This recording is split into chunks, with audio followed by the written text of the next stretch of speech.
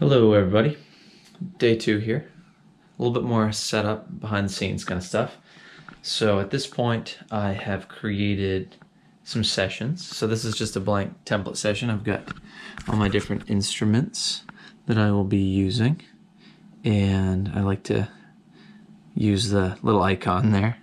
Not only that, but I've kind of set up the routing, so right now everything's going to be playing through a different channel on the board. So when I record the kick, that will be coming from output 1, 2, 3, 4, and so on for all these different instruments. And you'll notice all the inputs are set to input number 24. So what I'm going to do is use channel 24 on the board here. That's going to be my input essentially. So any mic that I'm using is going to be either plugged into that or 23 and 24 if it's a stereo track. So I'm going to kind of show you the overview of this setup. So the board is kind of the hub of it all. So that's going to be used for mic preamp. I'll be able to EQ right to tape as I record it.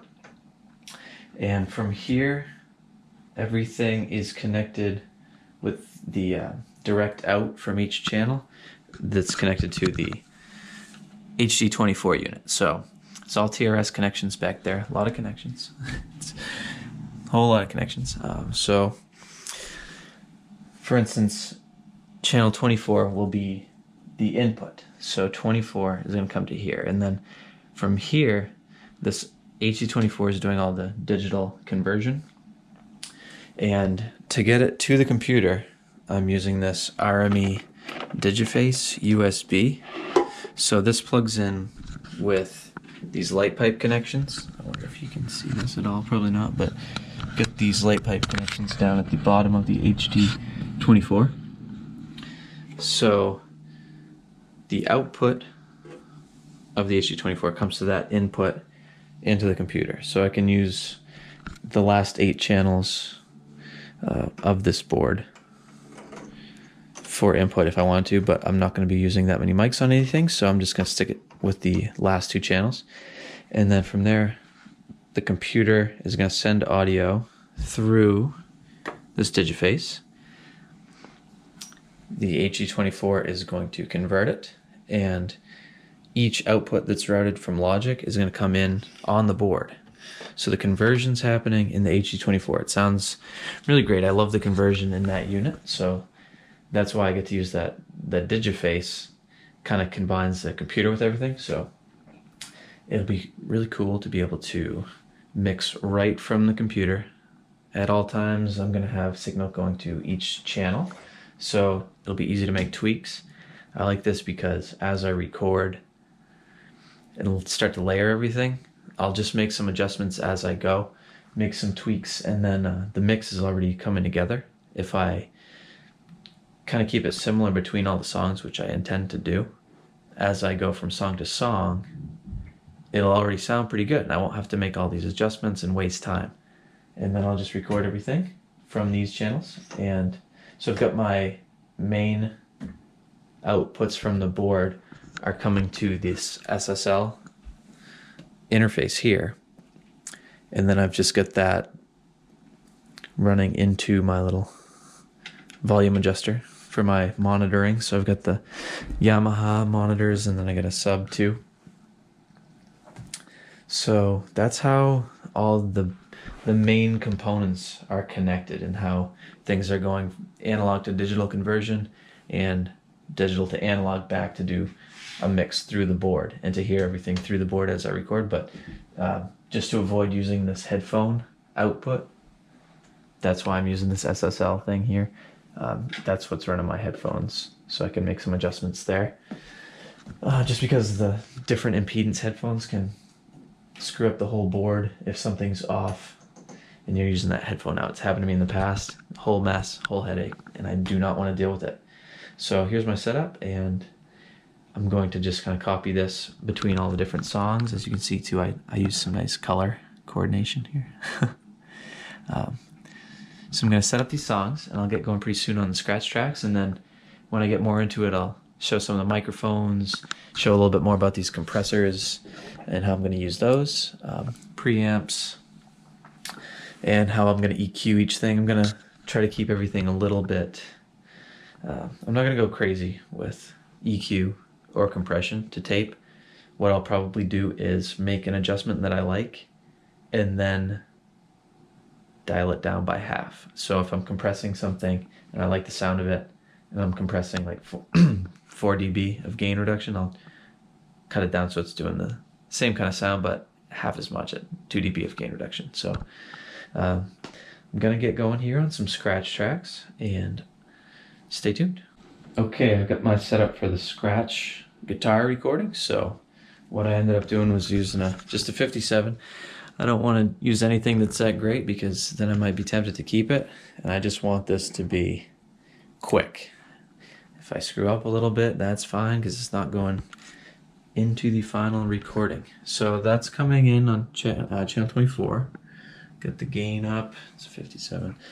So then this comes back into this, and you'll see channel 24 on the recorder is armed, and if I snap my fingers near the mic, it's making signal. 1 and 2 on this are the inputs coming from the computer, and that is just the click. So if you can hear through the headphones here, got the click going, and that's coming in on channels 1 and 2. So it's all coming back into this. That's what I'm listening through the headphones on. I'm gonna play along and just get the basic ideas for these songs down, the structure, because I don't like playing to a click. When I'm doing the actual take, I would rather play to like a fake drum beat. So what I'm gonna do is this guitar part, and then I'm gonna lay down the fake drum beat. So then I can play guitar to a drum beat instead of a because that's kind of hard to play to, hard to get into it. So I'm gonna do this. Okay, it's recording now. So just gonna show you through the speakers for a second, but get the click going. Okay. Got input. So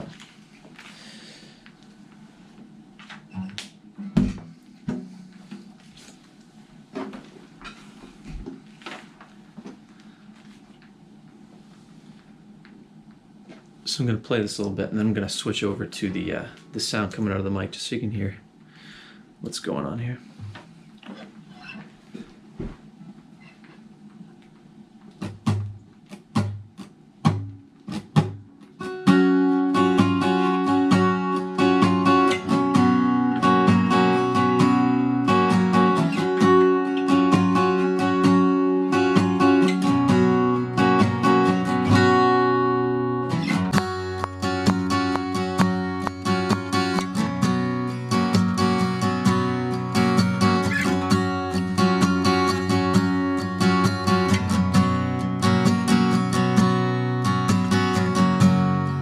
Okay, so here is the scratch track I just did. Here the guitar is on channel 3 here. It's just playing along to the click. Nothing fancy, just getting the structure of the song. But you can see how playing to a click is a little boring. So for the rest of it, for the actual recording of the guitar tracks, I want to take out that click. And then I'm going to play some fake drums on my little keyboard here. Got the fake drums set up in Logic here in the computer. So I'm going to do that.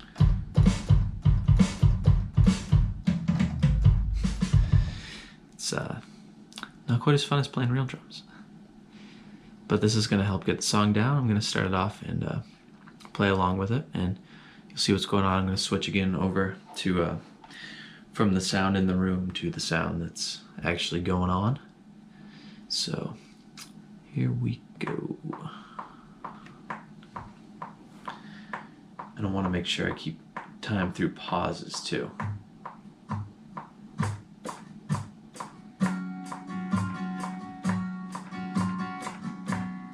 Like right here. There won't be any drums, but I want to have time when I take the click out.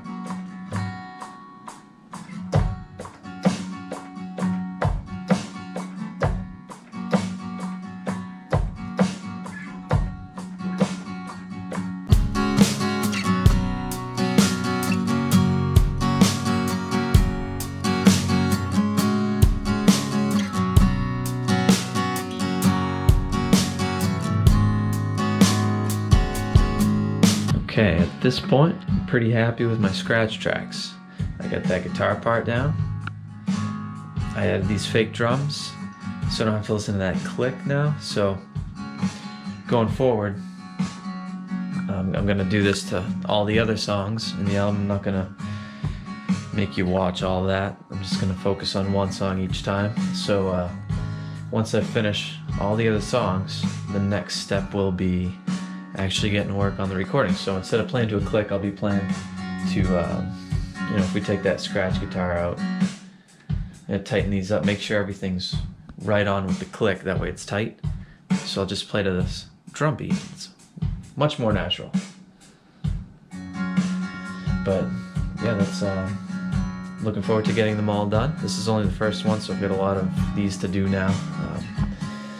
But next step is going to be acoustic guitar, and that's going to be a good time.